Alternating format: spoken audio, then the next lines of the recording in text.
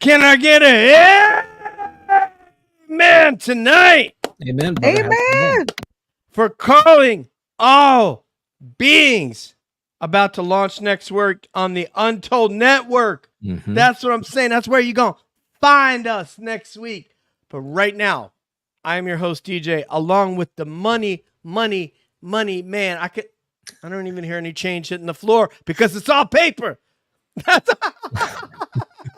The executive producer of the joint. I think Courtney liked that one. Money Nathan. What's up, everybody? Happy Wednesday. Welcome to Calling All Beings. Good to be back with you guys. Ready to do this show. It's going to be a good one tonight. Yes, sir. We're going to do this thing. But we can't do it before, man, the superstar in waiting. The person that everybody in this in this community need to give. Oh, then there's Mick right here. Needs to give a little bit of this for our homie, the researcher Debs. I was just talking about her today with James Ian Doley. Yeah, another friend. Hi, Debs. Hi. Hi, I had a great revelation today when I got out of the shower. Guess what it was? I'm not as much of a jerk as you thought. No, I'm not. I was okay. Transmedium.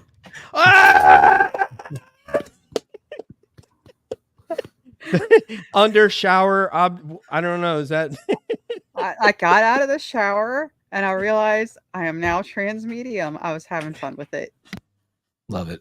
I love it. I love it. And here's another person that know how to have a good time. Another researcher. And we call this young lady the Intrepid. She's gone from this coast to that coast to the north and Alaska and back and south and east. And she got a farm over there in Pennsylvania, just making me go, let me see some of that. And that is Courtney Connected. Yo, what's up, cabbies? Good to be back. Glad I made the breakneck speed marathon race to be here tonight for this awesome guest. Like a cannonball I know. Run of sorts. Yeah, you were. Yeah. I'm like Smokey and the Bandit. Mm-hmm. Yeah. Where was Dom DeLuise? I don't know what happened. That is awesome. Courtney Connected. Yeah. Making breakneck speed back from the East Coast to her place in Montana, which is just such a cool. Nathan, wouldn't it be cool just to say you live in Montana? I'm dying to visit. I've not had a chance to go. You guys have to come out here. You guys have to come out here. We got to have a Montana cabbie party. I love it. Yeah, we'll go visit Elizondo. Lou, man, fire up the grill, man. I don't want to hear that you're on this keto diet. Let's go, man. He's not far away. He's not far away. All right, Nathan, I think it's time. This brother right here, it is his second trip in the cab. No fare at all. He doesn't even have to borrow any crypto from Courtney. And I just really dig this guy, his passion. You know, we talk about he and his colleagues that inspire us. And he's such a nice person. I can never forget driving home from work when I was at Hurlburt and having my first conversation with Darcy. No problem picking up the phone. So this man right here, director of many films, we're going to get an idea of what he's just put out and what he has coming up next. He's just a brilliant guy. So party people, put those together for the director of USOs and Transmedium, Darcy Weir. Amen. Hello, Darcy. Hey, thanks for having me in the cab today. Dude, it is awesome. It's awesome to have you back. We know last time you had a conflict and you're like, is it okay if we reschedule? I'm like, hell yeah, we're going to reschedule for you. Are you crazy? Of course we're going to reschedule for my Canadian brother. Thank you. Darcy, I was trying to think about what my opening question was going to be for you today from somebody who's done a lot of interviews, who's been asked everything.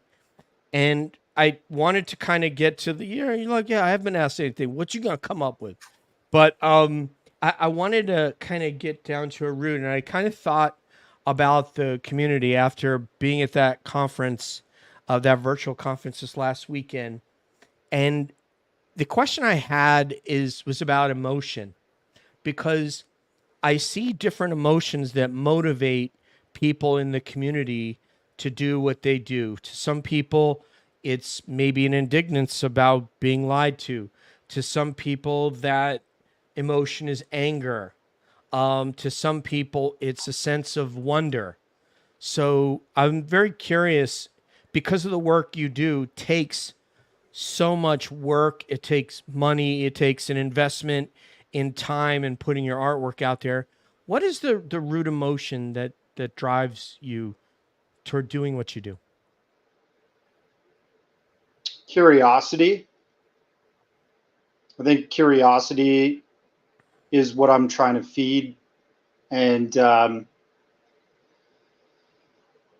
there's all kinds of emotions involved with what I'm producing. You know, I want to understand the phenomenon more, and I want to understand what's being withheld from the public in terms of secrecy surrounding technology or non-human intelligence, that type of thing. But yeah, I'd say, like, from a young age, I've always just been curious about these things. And I've always thought there's more to life than just, I guess, what we're told. And some people may call that like a belief. I've told people before that I'm atheist, and I don't believe there's anything more than just what we have here, this existence. And I'm not hoping for pearly gates, or hopefully not a fiery hell, but I think while I'm here, I want to answer questions that I have about what's going on with our reality. And with these documentaries, I'm trying to find the answers. I'm trying to figure it out. But yeah, the truth is a lot harder to come by these days, just due to everything that's going on. So I think other emotions that can be felt are disappointment and, yeah, anger and frustration, resentment, all that stuff comes with trying to understand this phenomenon and just the truth surrounding our reality. Interesting. So curiosity was the prime motivator. Before we go any further, I just want to say welcome back, Julie. It's good to have you. Carolina's in the house. So hi, Carolina of Caro Encounters. And Nathaniel, how are you, sir?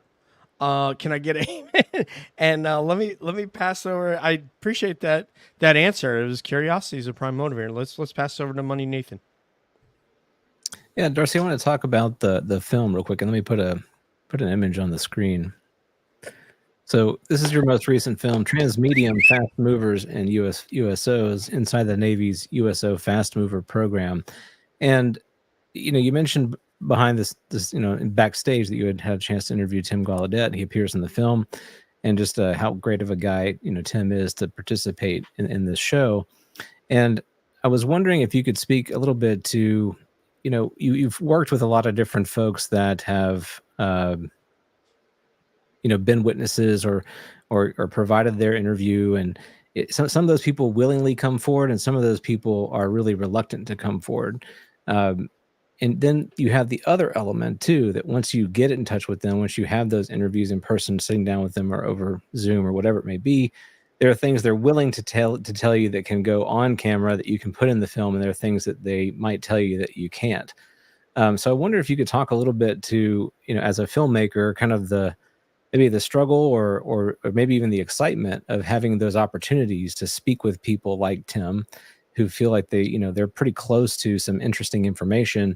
And, what is it like kind of getting those tidbits from him, both the official ones and maybe even some of those unofficial nuggets that you get to learn just in the process of getting to know someone and getting to hear things that they're willing to share with you? Sure. So I think the main thing is that I got to talk with him about this subject, right? So initially, I had no idea if he was going to agree to meet with me. I'm in Canada, so I was saying before DJ jumped on that I flew from Canada to Washington, D.C. to meet with Tim Gallaudet. And, I didn't even have a list of questions for him to pre-screen or anything. He just said he would meet with me, and we agreed at a location. And I set up the cameras and everything, and he just walked in. I mic'd him up, and I had my amount of time that he agreed to speak with me. And we were off to the races. I was asking as many questions as I could that I thought seemed relevant to what's going on in our oceans, and the mysteries surrounding UAP and USOs, which are the same thing. It's just the transmedium nature that they can go from our atmosphere to the oceans without being affected by typical physics and frictions that our aircraft or objects would be subjected to. And yeah, I mean, like once I got home from that trip, I stayed in communication with him, and I got to editing, and it's exciting, the process of putting together a story like that, where you have really interesting testimony. For the few of you that have seen the doc, I think, Deb, you had mentioned you watched it, but I try to make my documentaries not just all about the UFO phenomenon, but also about the education of certain things that happen within the UFO phenomenon, or the environment that the UFO phenomenon occurs in. So in this, the oceans, Tim Gallaudet broke down all kinds of facts about the ocean that I didn't even know. And I illustrated that with 3D animation and all kinds of graphics to make it very digestible, so people could comprehend these things about the ocean that people don't generally get exposed to. And then when I'm done, I've made a cut of the film that I'm pretty happy with.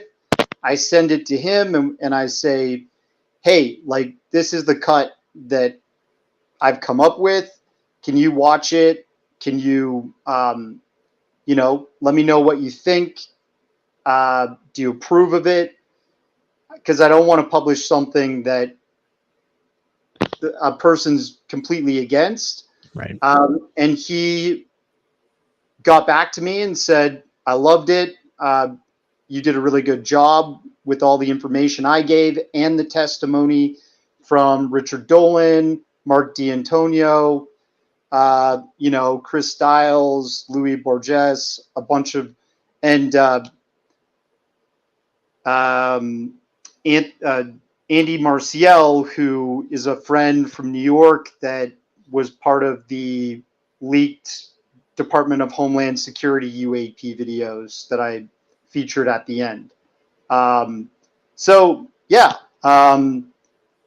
You get a bit of anxiety when you get to a point where you've got like a final cut and you're kind of clearing that with the people that are involved. Richard Dolan wrote back, said it was a good film, but this, and this. And I'm like, yeah, well, I'm a one-man army here. I don't really have the James Fox budget or say some of these bigger players in the documentary game. And you do what you can with what you have. And that's what I've been doing the whole time I've been content creating in this space. And yeah, so I hope that answers your question, Nathan. Yeah, no, it's fantastic. Thank you. Deb. Okay, so this isn't the question that my only question, but I have to ask this question. So you've covered space, and for anyone who hasn't watched your documentary on the space UFO issue, that it was phenomenally well researched. And then you've covered the ocean, and you've provided a lot of information about USOs being seen there. What's next? Because I feel like it should be underground bases. Like that is another big aspect. Is it going to be land? Are you going to do land next?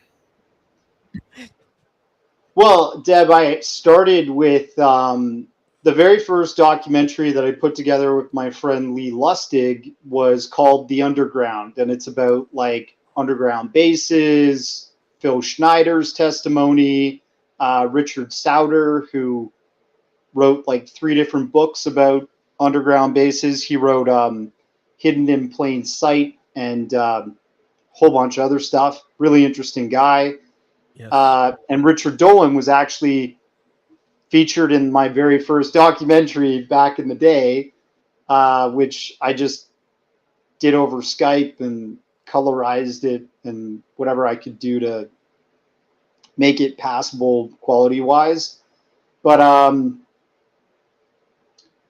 I think the thing about underground bases is they're the greatest unknown, and they're probably one of the crown jewels of secrecy to do with this whole subject. I mean, that's an asset that the militaries of the world would not want to give up to the public in any way. It's where they're going to be keeping things as quiet and out of sight and out of sound as possible, right? So that's where the alleged, reverse engineering programs could be taking place, and housing ET craft and stuff like that. So I would love to do another documentary about underground bases, but I think what I'm actually doing is kind of continuing on with the Transmedium thesis. And, full disclosure, I'm pretty good friends with Andy Marciel now, the guy who leaked the rubber duck footage, La Bruja footage, and the A-10 warthog footage. It's great. From the Department of Homeland Security agent. And we stayed in touch. He's actually originally from Puerto Rico, and Puerto Rico's a hotbed for not only UFO, like USO encounters, but just it's a really anomalous area at the edge of this alleged Bermuda Triangle. And so we agreed to fly out there, and we teamed up with a longtime UFO journalist and researcher. And we got some really interesting interviews. We got a boots on the ground investigation with a whistleblower from that area of the world. And that's what the next documentary's on. I love that. I love his work, and I actually might try to get you to connect us to. He got that Border Patrol agent had viewed thousands of hours of sensor video to come up with his hypothesis that, and that's why I laugh when people go, "Oh, that's nothing. It's this, it's that, it's that." And it's like, you don't understand what it's like to take an 8-hour shift in front of a sensor, staring at that all day, and how the level of familiarity that you have with what is prosaic and what's anomalous that you're looking at through that soda straw that is a sensor. And that guy picked Andy, and that says a lot about him. It really does. So I'm so glad that you connected with him. Yeah. The interesting thing about Andy is that he is an experiencer himself. So he got involved with the UFO subject after he saw one quite close in proximity 2 times in his life. And that's why he set up his platform for discussion about UAPs and stuff. And his Instagram is called NYUAP Discussion. And yeah, so the Department of Homeland Security agent took notice of what Andy was doing. And, you know, I'm skeptical. Okay. Courtney's probably even seen that with Jason Sands that recently came forward. I have skeptical questions, and I'm not going to believe every single thing that comes out from alleged whistleblowers, although I do respect them for coming to the public and facing the fire, you know. Andy is one of these people that just does not take any BS, fights with people, like, you know, calls them names, blocks, deletes, like all this stuff. So he's got a really fiery personality, and on his platform, I think the Department of Homeland Security agent liked that and saw that this guy really is trying to fight for the best truth represented in this subject. And that's why the guy reached out to him, and they started talking over a course of like 2 months. And I think the honorable thing about Andy is that he took the time, instead of just like, I guess he did do a slow drip of release of that footage, but he also went about it in a certain way where he wanted to honor the footage in the best way by getting it properly scrutinized by scientists. So he took it to SCU, Scientific Coalition for UAP Studies. Mm-hmm. Mm-hmm. And Peter Reale and those guys really poured over it. And the interesting thing is that, you know, when you look at the Tic Tac footage, or you look at the Go Fast footage, which Tim Gallaudet actually was exposed to, right? It's only about a minute or shorter, right, in length, maybe a little bit longer than a minute, some of this footage. But his footage that he got from the DHS agent is like 40 minutes. 40 minutes plus. Or, you know, like 40 minutes of the actual UAP out of an hour-long FLIR footage. And I believe it was shot on an MX-15 system, which is like a state-of-the-art FLIR camera system that our Customs and Border Patrol, the United States, employs to track things like cartels, illegal immigrants, anything they don't want coming over the border without, you know, it being legal. And so it's kind of unprecedented in that respect. And yeah, he took to Twitter. He got the fire just like Jason Sands did. And he actually deleted his account and just kind of like rage quit that side of things. So I guess, you know, the trolls kind of won in that respect. And I think the difference between him and somebody like Jason Sands is that, you know, Jason had been interviewed by apparently Jeremy Corbell and George Knapp and obviously Ross Coulthart. Yep, Ross Coulthart, James Fox, all these people. Mm-hmm. And, you know, you've got some really good representation there. And Andy was on his own. When the fire came at him, people at the debrief completely dropped him when he was going back at it with them. I believe they stopped representing him, and he was on his own. But, you know, in Jason Sands' case, you've got like Captain America James Fox flying in and giving his testimony. You got Grandpa George Knapp dropping in and thumping some debunkers. And then you got, you know, to round it out with Jeremy Corbell and all these people vouching for him. So he's luckier, I'd say. I kind of feel bad for the way Andy got treated, but it comes with the territory, and that's what this subject attracts. It attracts deep skepticism, and it should, because we want the best truth to prevail in the end, right? Yeah, and I just want to say to the audience here, so you can see here, here's a link to Darcy's films. We'll have this in the show notes. He has, how many, is it 21 movies that you have? How many movies do you have? 17 movies? I just say more than 15 feature-length docs, yeah. Yes, so he's got a serious amount of work there. Nathan, can I throw this up there, or can I?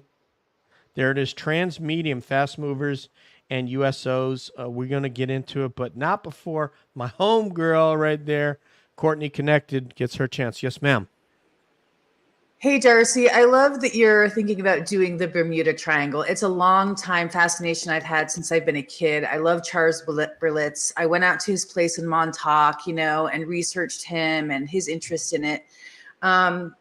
So good for you for going down that rabbit hole, because I love it. I'm excited to see what you'll come up with.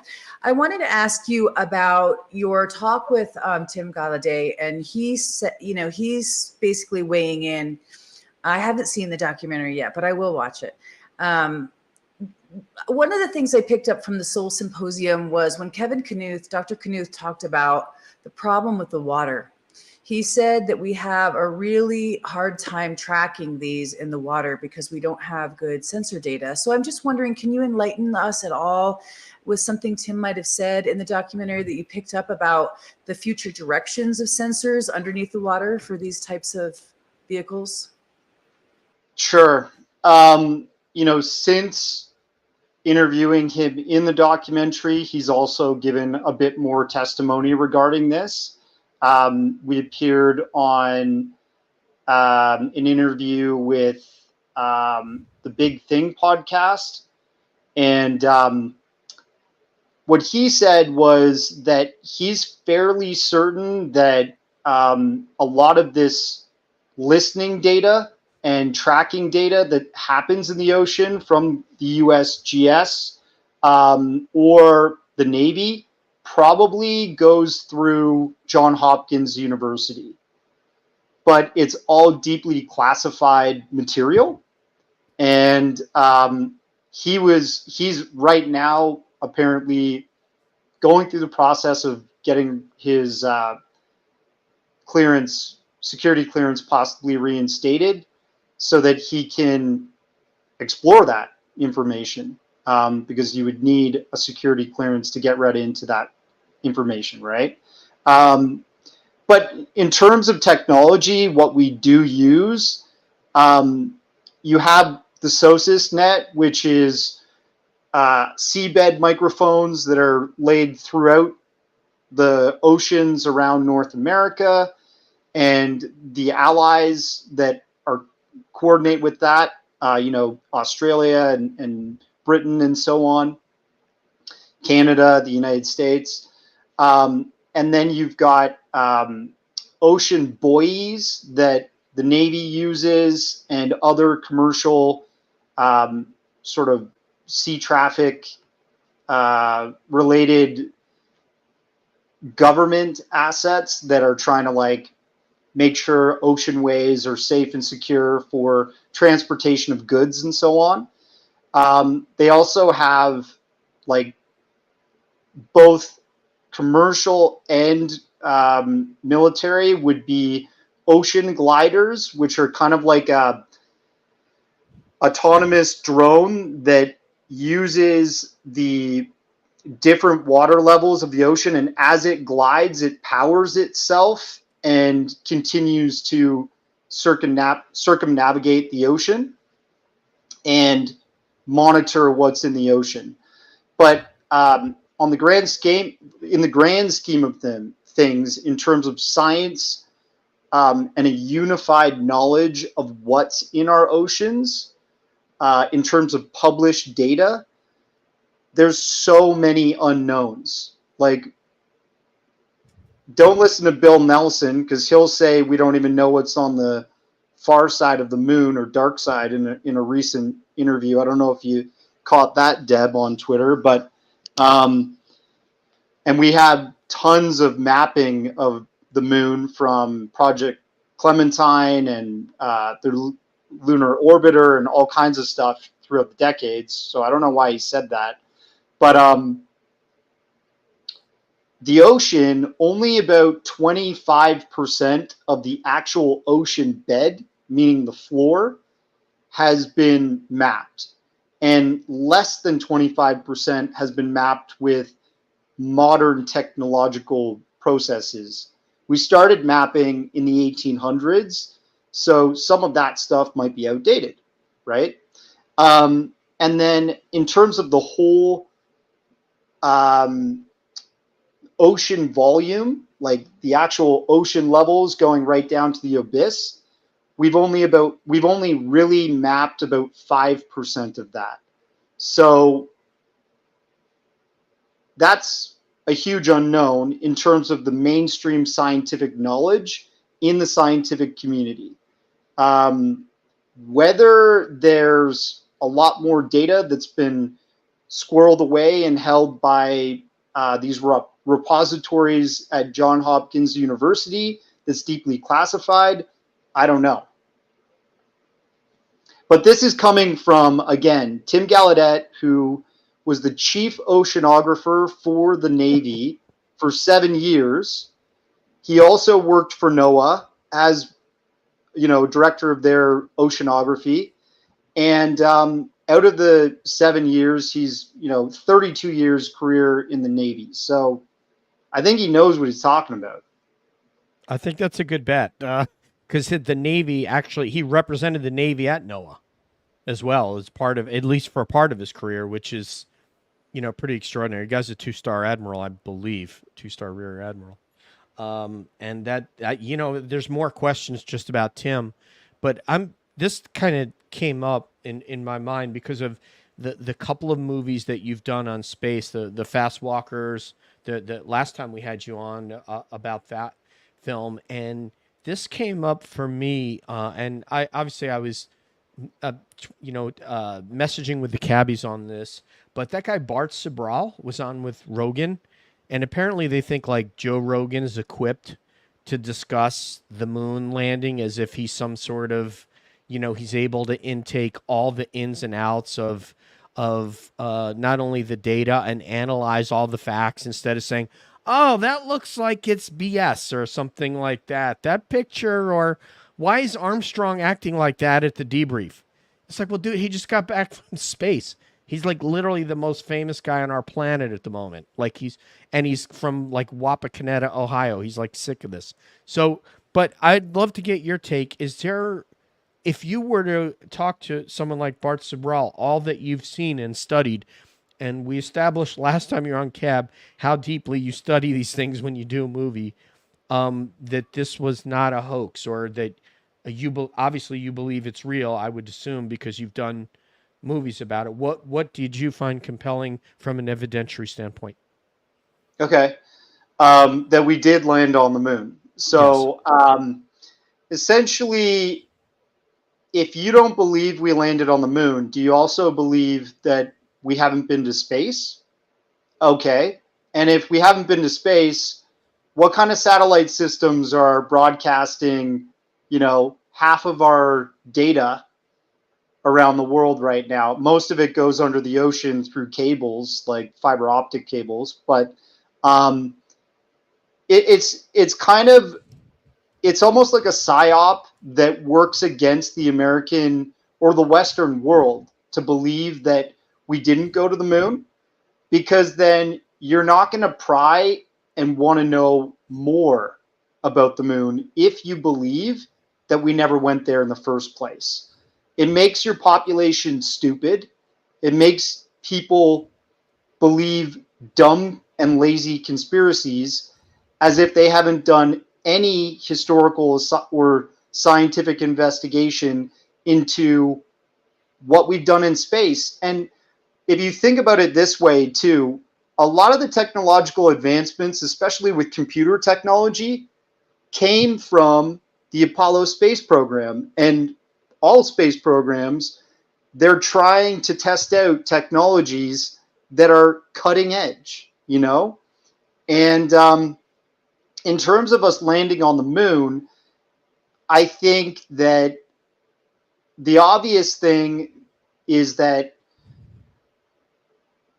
we sent people in these capsules, like the progression of going to the moon, the way to slowly understand our abilities technologically and figure out how to get to the moon. It makes sense going from the X-15 mission, which is directly going into space for the first time in like a kind of like a Virgin Low Earth Galactic orbit. space plane, low Earth orbit, right? Then those are the first astronauts, right? First pilots that were designated astronauts. And actually Buzz Aldrin was one of the X-15 mission pilots. Then you progress to the Mercury missions, which is a capsule that's in orbit outside of the atmosphere. And they're testing out how do we survive in a capsule and get back into the atmosphere and get back, back into our living quarters on Earth. Then there's the Gemini missions, which are called the Bridge to the Moon, where they're testing out how to go through cislunar space, like how to get close to the moon, get out there in the depths of space around Earth, and then do EVAs, extravehicular activities, which you don your spacesuit, you open the capsule door, and you do stuff in open space. So they're testing out all these, slow breakthroughs to get to their epic, which is landing man on that rock that's floating outside of Earth. And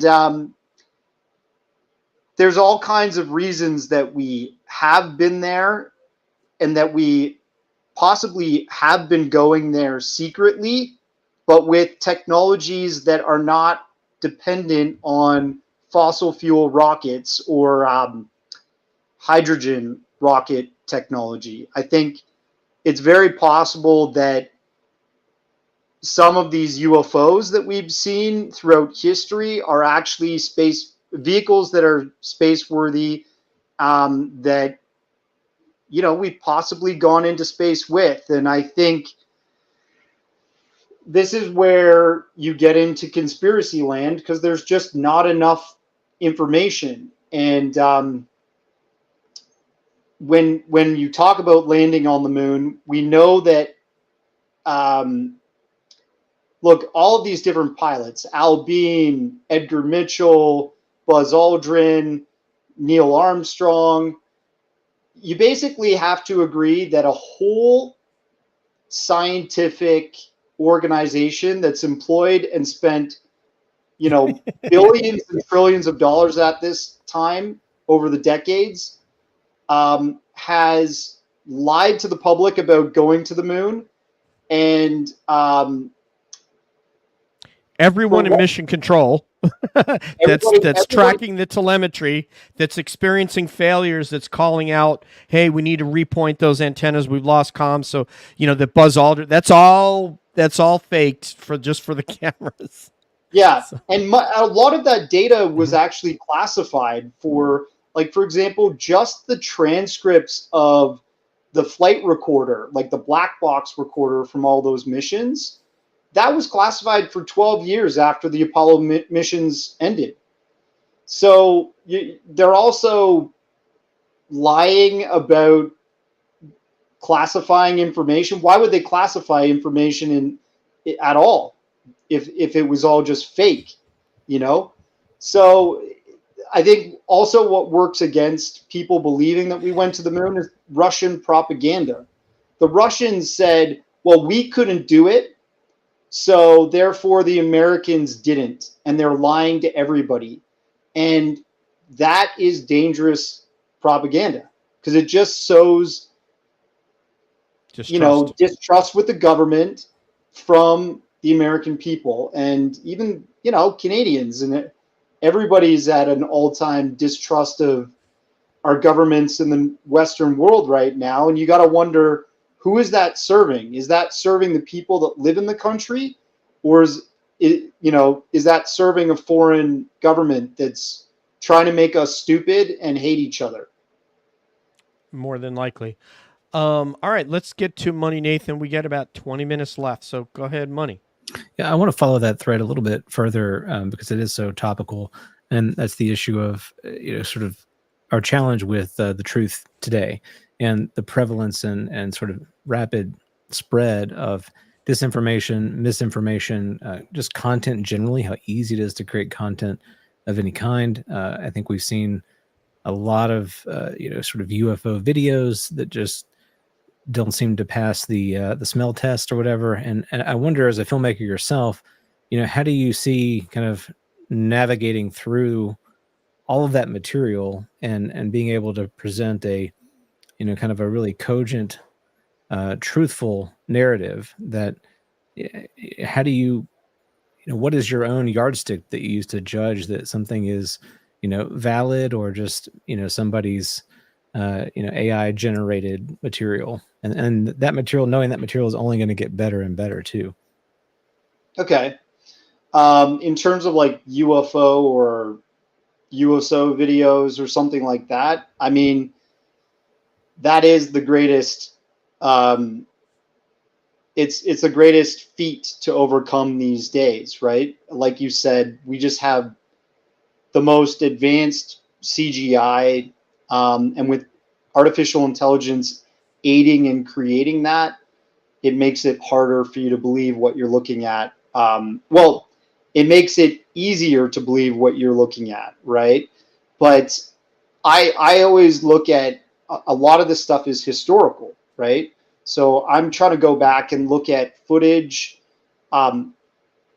film of UFOs, or old camcorder footage that's recorded, and then the other thing, which is the most compelling thing, is everything that's come out since 2017.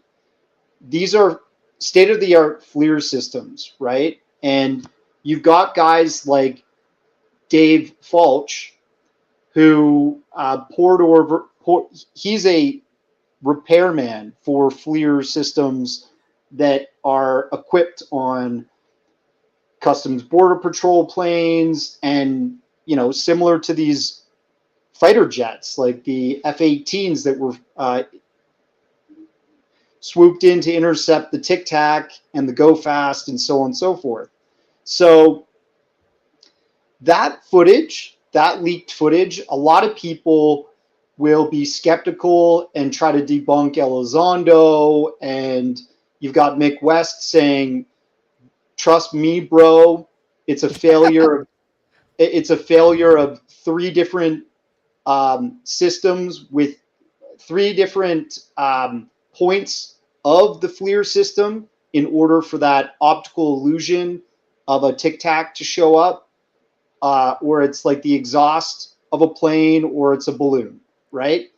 And then you've got guys like Dave Fulch that actually understand the technology because they repair it, and they're stepping up to the plate and saying, wait a second, this is the FLIR system. This is what it's capable of. This is what a balloon looks like in it. This is what the exhaust of a fighter jet looks like in it. And this is what the UAP looks like in it. So it obviously is not one of those things Mick West is declaring it to be. So that is like the sort of measuring or yardstick, is like having footage that comes from a verifiable source like that. And it's going to be fewer and harder to come by, Does Jeremy Corbell have more of that footage? Does Lou Elizondo have more of that footage? Apparently, And why do they have that footage? Because Lou had access to it when he was part of OSAP and the ATIP program, and that stuff was taken out of it and leaked, right? Why does Jeremy Corbell get this footage? Because people that work within the military or for different security agencies within the United States think he's a credible source to leak this stuff, and they've leaked it to him. The same thing happened with Andy Marciel, with this DHS agent. And the other thing about that, too, with that case, with the DHS agent, is that you have to factor in that Department of Homeland Security has a whole team of people that are looking at this footage, and they've filed that footage away in a "what the fuck is this" folder. And because they've done that, that's already one level up of scrutinizing the evidence for being real, authentic UAP. Because these people deal day in, day out with stuff they recognize as cartel activity, illegal immigrant activity, or just civilian drones that are flying over the border and so on and so forth. They know what to debunk right away. So the fact that that stuff got filed away and then a few videos got leaked through Andy, and then it got further scrutinized by credible research group, SCU, that's important. That's the measuring stick that we need to sort of use when scrutinizing UAP videos. No doubt, man. And I think one of the worst moments for Dave is when he I don't know what he somehow befriended Mick West, shared the repair manual to the Atfleer, and that's what gave Mick all the ammunition that he used to try to debunk the pilots. And Dave spent the next 2 years trying to debunk Mick's debunking of the pilots. But everybody, sometimes we trust people in these community. I've done it. Obviously he did it, and then people will use the knowledge you gave them against the community somehow. And unfortunately, that's what MW does. But here's someone who does awesome things in the community, and that is Debs. Yeah, I just wanted to comment that Blue Book also had that folder. The 700 unexplained cases are the ones that didn't end up in that folder. So there's a folder that we don't know about still that went up to the higher ups, which is just an interesting part of Blue Book. And that was according to people who worked for Blue Book, by the way. So anywho, I wanted to ask about the submarine that you have featured at one point in your documentary. Yeah, you're talking about Special Report 14? Oh no, Blue Book took some of the documents that they got, some of the reports that they got, and put them in a different area that went to the higher ups that people like RuPaul could not touch. They weren't allowed to do it. Interesting. Yeah. So I believe, and I spoke to Stanton Friedman about this. This is like featured in the Secret Space UFOs interview, but he said in 1954, out of the overall Project Blue Book, they segregated the most credible cases, and they put that in what is known as Project Blue Book Special Report number 14. So people can look that up, and that's where, the United States Air Force is basically saying, okay, the public knows about the Blue Book stuff, but for us, Special Report 14, this is all the holy shit stuff. This is the there's more highly anomalous stuff. So if people look up that, they'll find out some pretty interesting stuff that they disclose there. There were some cases that they didn't even let them assess. They threw them in the trash can. They wouldn't even let them look through it. They wouldn't let them investigate it. So I wanted to ask about the submarine. I think it's the USS San Francisco. You mentioned it in the documentary. There's a picture of it. It was an interesting incident that had a brief blip in the media where people are like, what happened to the sub? What did it hit? And then later on, the response was, oh, they had old charts and they hit a mountain in the ocean. So my question is, do you think that sub got crumpled by hitting a mountain in the ocean, and that all the people on the sub failed to see a large sea mass, I was going to say land mass, inside the ocean? Yeah, I do actually think that they hit a seamound. And I think that is actually the problem with the unknowns about the ocean, which Tim Gallaudet is trying to be an advocate for, not only in terms of the UAP subject, but better scientific data about our ocean bed and such, because you get accidents like that where the submarine crashes. I think one person died and multiple people were seriously injured. And that's because of outdated information about our oceans. So we do need better information to secure our oceans, especially from a Navy standpoint. Court. Hey, so I'm not sure if you know about this case or not, but Bob McGuire talks a lot about his time on a sub, and that he had some type of wave that happened that came that was supposed to be anomalous. Have you investigated that case at all? So yeah, in the doc, Jim Goodall talks about, I think it's the SSN 767, that an individual who was on their maiden journey in open sea on a submarine witnessed a USO, and the sonar operator announced that had been moving in excess of 600 miles plus, right, in the oceans. And just to give like food for thought to people about what we have in our known technology, our known arsenal, like an MK-48 torpedo has the capability of creating supercavitation, which is like this steam bubble that's released from the tip of the torpedo.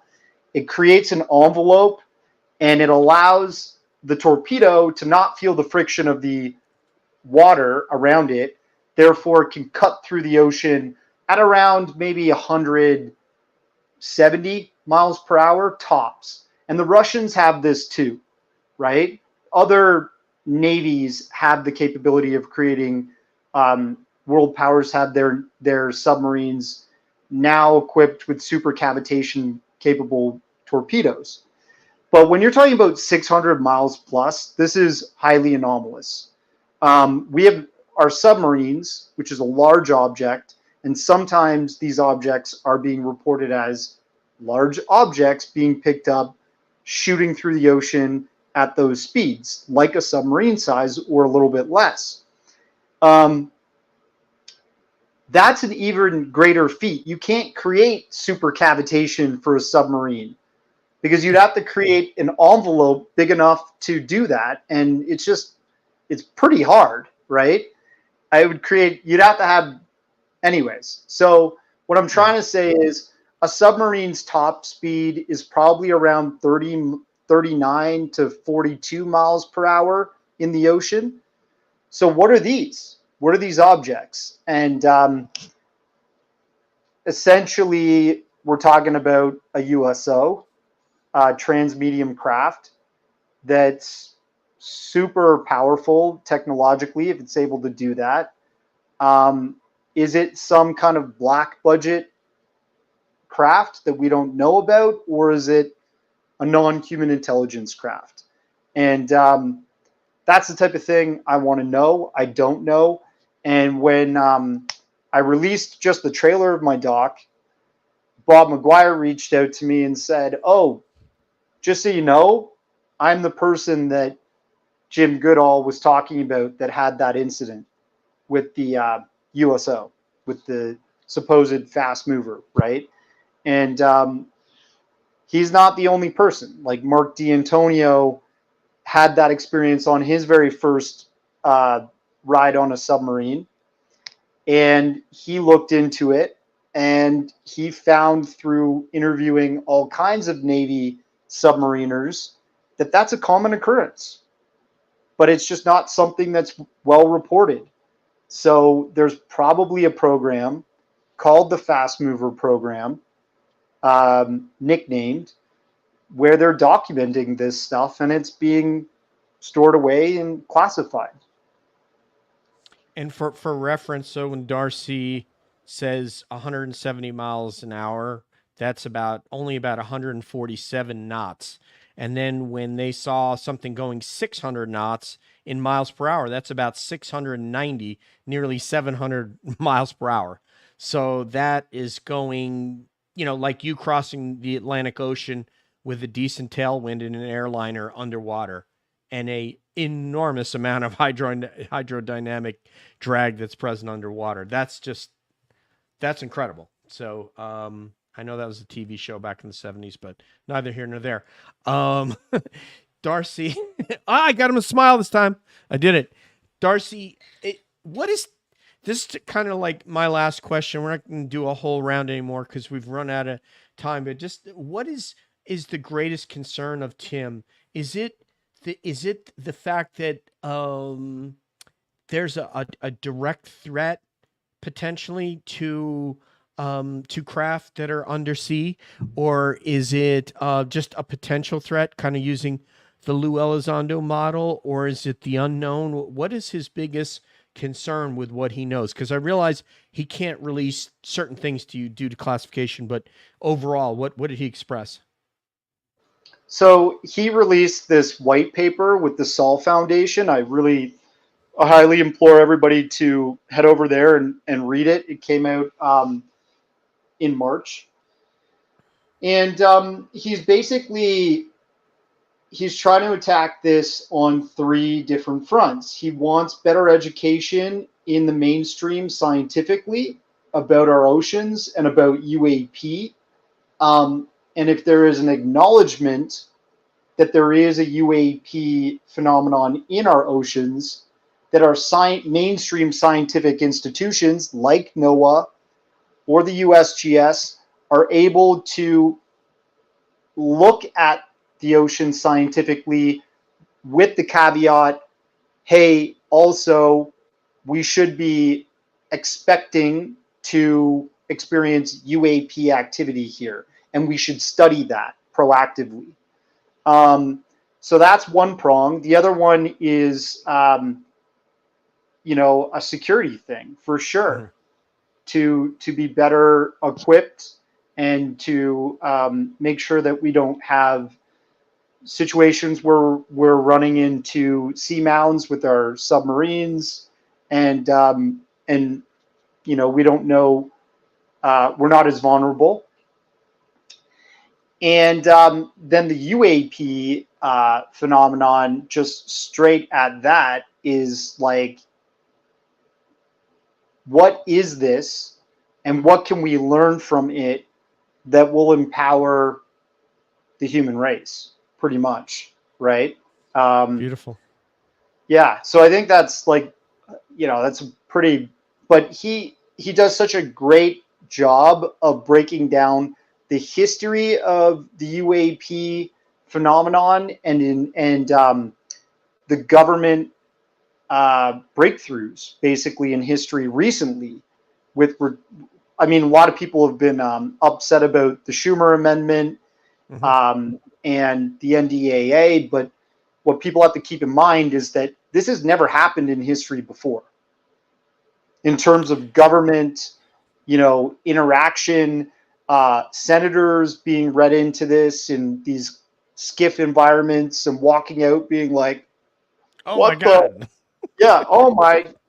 Did I wet myself? And so this is still pretty big, and I'm hopeful that there will be more legislation and engagement of this issue from a political standpoint, not only in the United States, but hopefully their allies like Canada, Australia, Britain.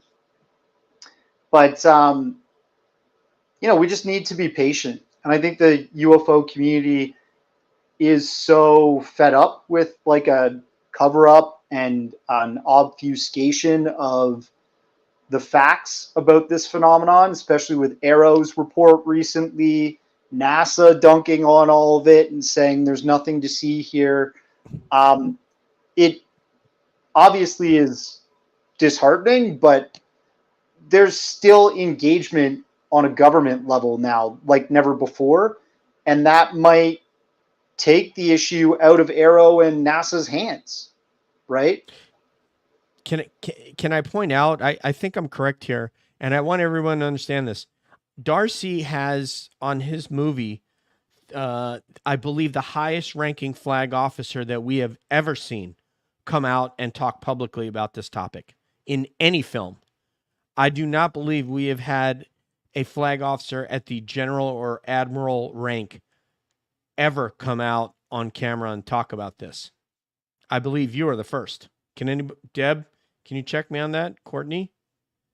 I mean, we have generals, but this is different. It's amazing that he's out talking, that we have an admiral. I don't think we have anybody at that rank that I can think of that's just come out of service that's talked about this. I can't think of anybody above like Colonel John Alexander probably and Colonel Nell that backed up David Grush, but I can't think of anybody at the flag officer rank up to the level of general or admiral. So congratulations on that, Darcy, because those guys don't trust everybody, and it shows what a serious person you are. I think we can see that just seeing you here on camera. You're not a jokester like me. I don't think Admiral Kelly would be like, who's this chucklehead? But you had to be a really serious person to impress him and allow you to turn the cameras on and film him and give you statements and information. And that, I think that says a lot about you. Because we have a super fan here named Mick, who's from England, the Cab super fan. We'd like to put this up there. Hey, Darcy. Well, let Nathan read. He's the executive producer. Sure. All right. So thank you, Mick, for this question. So, hey, Darcy, great work, brother. Question: what do you think about C5 or Heiss? So I think that CE5 is a marketing gimmick, and it's been popularized by somebody who's been a leader in the UFO community for a few decades now, right? That's obvious. But that modality where we try to engage with a greater force or intelligence or connect with something outside of our body and, communicate, bring them to us, so on and so forth. That's called meditation. And it's been around for thousands of years. It comes from every culture. When you go to church, you pray, you're meditating. When you are a, Buddhist and you're meditating, you're practicing the same modality. You're concentrating, you're visualizing, you're communicating, and you're hoping to get some kind of interaction, feedback from that. And so I think it's important. My form of meditation is concentrating on something on my phone, my computer. I probably should practice something else than that. But that's what I think about CE5. I'm glad that it's an interesting way for popularizing meditation towards a possible non-human intelligence, but I don't think you need to subscribe to that certain methodology or pay for it. You can just meditate. I wish I could meditate and get a beard like Darcy's, because Nathan, do you think this is the #1 beard we've ever seen on Cab? I think so. Top beard for sure. Yeah. I'm glad Deb, you got him to smile. Darcy, you got to smile. Like I said, he's a serious person, and getting a general officer to come on camera and talk about this and at the admiral rank and from a naval perspective is huge, and that's not that's not something that I can't think of another filmmaker that shows how far we've come in the topic, and it also, in addition, says something about Darcy. So we're going to say goodbye to Darcy now, and then we're going to talk about the Untold Radio Network, where we can be found next week. So let's start with Cabby goodbye, starting with either Courtney or her hair, whichever wants to speak first. I'll go. Darcy, one of the things that you said that I really liked as my takeaway tonight is about honor. You know, about honorable people doing good things. You talked about leaking of videos and other things. And so I think it's really great that you are in that position to handle some of that delicate work with the people that you work with in your film. So I just want to say thank you for doing that and holding those people with honor and cherishing them, because they're the ones that are helping lead the way. So good for you, and keep up the good work. Debs. Thank you. Yep. Could you please name that documentary about the underground bases before I get to say goodbye? Because you didn't say the name, and I have to go see it now. Yeah, It was just called. I had it up on the. It's called. Just give me a second. It's called The Underground. That's the name. It's 2021. Oh, well, that's Yep. easy to remember. Okay. Yep. Darcy, thank you so much for sharing with us your journey into research and what you have found along the way. As someone who also enjoys the research aspect, I greatly appreciate what you're doing, and that you just are making sure all of the public has the ability to learn what you have learned. So thank you very much for what you do. Thank you, Deb. Yeah, Darcy, it's just been great to spend some time with you this evening. So thanks for giving us that bit of your time. For folks who are curious about this subject, please go to Amazon Prime Video. You can find Darcy's latest film, Transmedium, Fastmovers and USOs. As DJ has said, you know, you're a very serious researcher, and that comes through in your work and in the way you comport yourself. And I really applaud that. I think it's easy to get swept up in the sort of high speculation in this field, but keeping that kind of beam narrow and really sticking to your principles there is super important. And as a result, you've kind of been able to become a trustee for some of these individuals willing to talk to you. And we need more of that. We need more folks who are willing to kind of push the envelope there and be champions in that way. So thank you so much for what you're doing. I'm sure that it's got its ups and its downs, the path that you've chosen here, but we really very much appreciate the work that you're doing. Thanks, Nathan. Appreciate the feedback. Yeah, Darcy, just to tack onto that, it's kind of like when Deb mentioned that about Blue Book, and you just showed your chops right there. You know that you were on it, and you had heard of this, you had researched it, and we're very, very proud to have you on the show, that you would take your time to join us, and we hope that you'll do so again. We'll make sure to throw the links up there for throw it up on screen if we could one more time. Transmedium, Fastmovers and USOs. We all saw it. We got to see this, so we just saw it back when the first time you were going to come on. But your folks from Chrissy Newton's. Can you give me the name of their agency that promotes your work? Oh yeah, vocab. Chrissy was helping me get the word out about this documentary. Although Yes. She doesn't talk to me anymore, so maybe she's mad. I don't know. Oh, I didn't know that, because they were so kind. They did provide us one of her assistants provided us the link and let us watch it, and I loved it. And what you were able to do, like you said, on a limited budget, I thought was great. So thank you so much, and I hope you'll come back and join us another time. Thank you. Really appreciate you having me on. Sorry, yeah, it's been a crazy month. I've been going through a move, and it's all happening. Let's see what happens with the UFO subject, and stick together. Absolutely, stick together, and it's in good hands with you, and we'll see you next time. All right. Cheers. All right, guys. Money Nathan, throw it up on the screen and give y'all thing about Untold Radio Network. Yes, sir. Yes, sir. Here we go.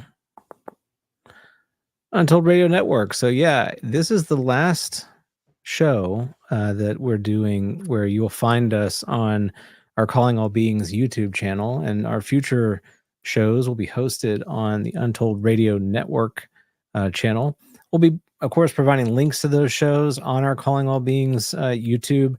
All of the episodes that we've done so far, all 100, almost 20-ish plus episodes, they'll all still be there, archived on the site and available to watch should you want to catch those great cab moments of the past, like the one where Jim Semivan, that we've all heard of him talking about aliens on this planet. Director of operations. Director of operations. It's just absolutely crazy. So all that content will still be there, and we'll be providing links to our content that is broadcast through the Untold Radio Network. We're excited to be part of that network and enjoy, sort of the reach that it has, and also be a participant amongst the list of shows that are already in that network, and it's continuing to grow. You'll be able to subscribe to that not only on YouTube, but also your sort of podcast, of choice, your podcast collator. I don't know what the right term is there, but podcatcher, perhaps. Purveyor, right? Purveyor, yeah. Anywhere you listen to podcasts, you'll be able to find us there, and we'll have a regularly scheduled time as well. And the great thing about that is a lot of the shows that we're going to be doing with the network will be recorded. So we're going to shift our kind of format just a little bit, not always, but sometimes we'll do recorded shows. And what that'll allow us to do is when they broadcast on the Untold Radio Network YouTube, cabbies can be in the audience sort of chatting with folks that are also watching the show and interacting with our audience in a way that we just can't quite do on the live shows, because we're focusing on the next question we want to ask, or really paying attention to the guest. So all these things are just sort of little bits about what's going on with that partnership, and we're excited to be joining them, and excited to see what the future holds for CAB. And Nathan, if I could share screen, I can just I can show like their shows. Sure. Let me see if I can. I'll hit present, and then is it share screen, right? Yep. And then select one to share. Which window? This one. Okay. Okay, hopefully everybody can see that. So this is Untold Network. You can see over here where it says Untold Radio AM. That's Doug Highcheck and his son, Alex Highcheck, the producer, director of Monster Quest and History Channel shows. He's the flagship show. And then you can see down there Grasping Sasquatch, Discover Sasquatch. There's a lot of the Sasquatch shows on here. Barnaby Jones is fantastic. I don't know if he's from Wisconsin or Minnesota. He does Bigfoot. He's a Bigfoot field researcher and paranormal. Coffee Time, Mysterious. This is Dr. Dean Bertram, who lives in Nebraska, but he hails from New Zealand, and you will hear that when you hear him speak. And Talking Weird, he was on today. Weird Encounters I haven't heard of yet. Down South Anomalies with Jay Katz and his wife Aspasia from Down Under, and they are fantastic, wonderful human beings full of light. Wide Open Research with Dr. Russ Jones and Brad Keenan, the engineer. Pine Island Research. I believe his name is Jeff. I can't remember his last name. Bigfoot and Influencers is a friend of ours. That's Tim Halloran and his wife Dana. Monsters on the Edge with that's Barnaby Jones' other show. And this one's really good. Jim Myers from Colorado is a fantastic researcher out there. Wears the cowboy hat. Grew up somewhere in Africa. I can't remember. Might have been Ethiopia. I can't remember where he grew up, but fantastic guy. So those are the shows. Plus Bigfoot Mapping Project is coming up with a guy that we had on. What was his name? Oh, Scott Tompkins, the GIS guy. He was on the CAB Roundtable, Bigfoot Roundtable, and then Calling All Beings will be added to this as well. So like Nathan said, you can find it on your podcast purveyor. And we still have our Twitter account. We'll be posting about these episodes that are broadcasting.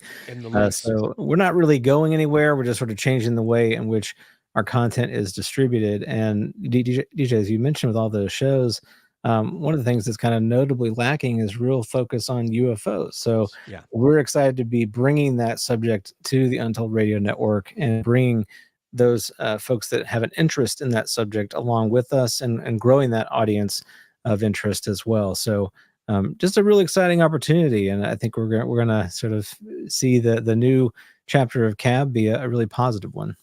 Can I comment? Yeah. Yes, ma'am, please. Yeah, both you guys, I want to comment, but Yeah, yes, ma'am, please. I just wanted to say it's like the sedan that we were driving is now going to be a limo, and we'll have room for more people to come into the cab. Can I get an amen? Amen. My homegirl, Courtney Connected. Boy, she's going to have a lot for you guys this upcoming year. I'm excited about the opportunity to do, this leading edge with Untold, and being able to create, all this great content for them and to see how it takes off. It's really exciting. I love starting something new, always. Yeah, they're very excited about us, I think, for the reasons that Nathan said, because they wanted to get more UFO content. Doug is himself, Doug Hychek, who owns the network, is an experiencer of UFOs. He and his wife on multiple occasions, paranormal, and in his home. And he also has had a couple of Bigfoot encounters. And I got to tell you guys, he takes a seaplane to northern Minnesota, lands on a lake where they do not have exfil from this place. They get resupplied there, and literally, in order to get out of there, they have to call on a satellite phone because there's no cell service. He has a cabin, and the Bigfoots come up and slap on the cabin. He took, remember Adam Colt we had on, who did that 30 Days in the Woods? He went out to the cabin and had the hell scared out of him with Doug last year. So they're going to go up again this year. So it's wild. Doug is just, he's in his 60s and he just doesn't care. He wants to have these experiences. And his son Alex is like, no, I'm good. I don't want to go, Dad. We're good. So anyway, so yeah, the reason we tell you all this is because we don't want you to flip on the YouTube next week and see that it's not been updated, or look at your podcast and go, oh, there's no new cab episode. So Julie will be here. We'll be here, but you're going to have to go and subscribe to Untold Radio. If you can throw that up one more time on your podcast apps. Can you throw that up there? I'm sorry, I dropped it and I'm going to put it back. That's okay. Untold Radio Network. You can find it on any of your podcast app, or go to YouTube and subscribe to Untold Radio. The night that they've given us to broadcast is Thursday, because every other night of the week they have another show. In fact, tonight is the night that Doug is broadcasting, which is why we couldn't have Wednesday. So we're going to try to be live as normal, but when we can't be live, there it is, Untold Radio Network. So you can find that on YouTube. Please subscribe to it, and on any of your podcast apps. And we will be, every cabbie will be throwing this out on their social media and tweeting to hashtag UAPX. So that way you can find our YouTube, and you can, we can all pick a different podcast purveyor and throw it out there. So we will do premieres when we can't make it on Thursday, but we're going to try to be here Thursday as we can. But if we can't, then the difference is you'll see it premiere, and then we'll be in the chat talking trash with you guys. And you can ask questions and have us answer in real time. And Nathan, he might even stroke his beard while he's asking a question. Always. Man, Darcy, that beard was incredible. Brilliant, right? Absolutely. Man. Epic beard. Yeah. Mm-hmm. It really, did you think so, Courtney? I think yes, it really was. I think he was number one. So Jules, thank you so much. Everybody, any final parting shots before we take off, cabbies? I was disappointed that Darcy didn't comment on speaking to a transmedium person one time. In and out of the shower. Just incredible. I know. I was like, I told everyone I was transmedium. Nothing. Whatever. I picked it up, man. I'll be your transmedium friend, Deb. You know that. Thank you. Thank you. I appreciate that. Hey, stay gold, pony girl. That's all I have to say. All right. We are the outsiders. It just so happens that sometimes we're inside a cab. Thank you so much, everybody, for joining us. Say when again the changes, DJ. Okay. So, Julie, the change will be next week. So Thursday. Yeah, I guess we should talk about who we have on. Oh That's a my good God. idea. The first He- guest that we'll have on Untold Radio Network. Let's talk about that. Yeah. Yeah. He's really hurting for Twitter followers. Where is he at now, Nathan? I've lost count. It's very over high. 3 million. Yeah.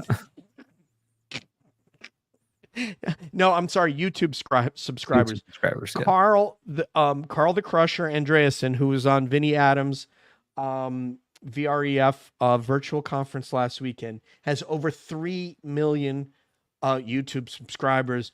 I will have the list of countries that combined do not equal Carl the Crusher's, and we will recite that for Carl because he has 1 million more since last time we had him on.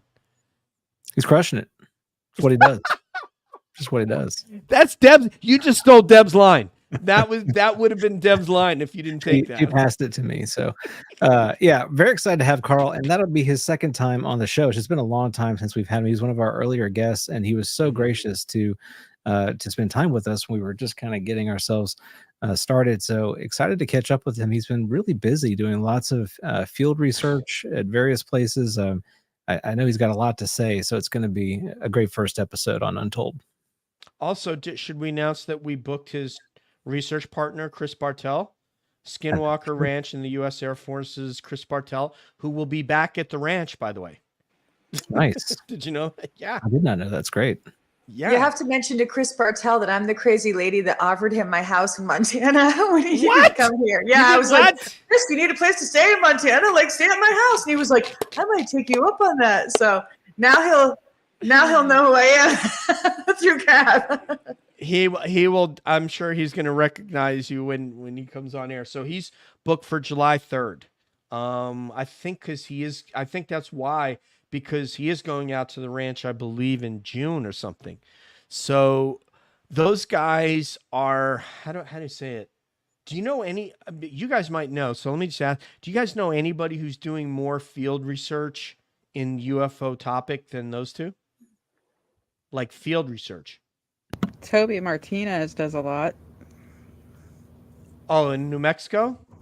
Yes, he goes out with people, looks at things that are going on in the Roswell area. Mm-hmm. Yeah, because Tim went out with him.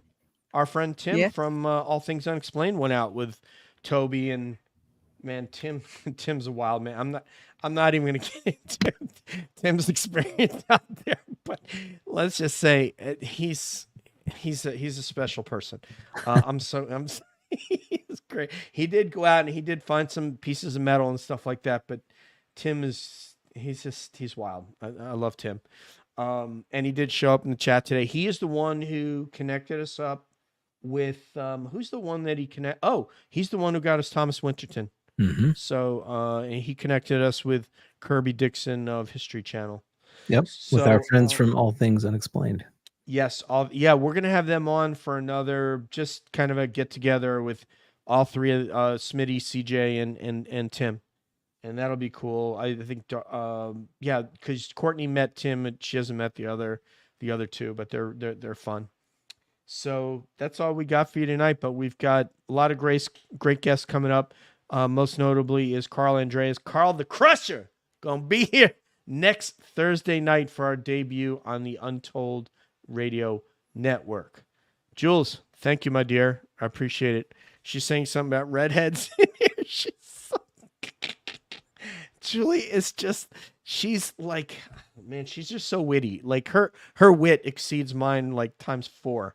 So anyway, Duncan is saying something in French. Anybody here? It looks like French Canadian. Man, Hopefully it's nice. What's that? Yeah. Hopefully it's nice. Thank you. Thank you, Nathan. All right, Deb. Nathan's you had the wit just knocked out for tonight, but now Nathan's trying to like wrestle it back from you. So it's almost like Nathan's a genius. Whatever will I do? I'm okay. Right. I'm okay with it. Oh man, you guys were awesome tonight. From the moment that you got out of the shower and went into the next medium, Deb, you've just been killing it. So for Courtney, And Debs and Money Nathan, this is DJ saying, peace out, one love. We'll see you down the road. We're always wondering what's up around the bend.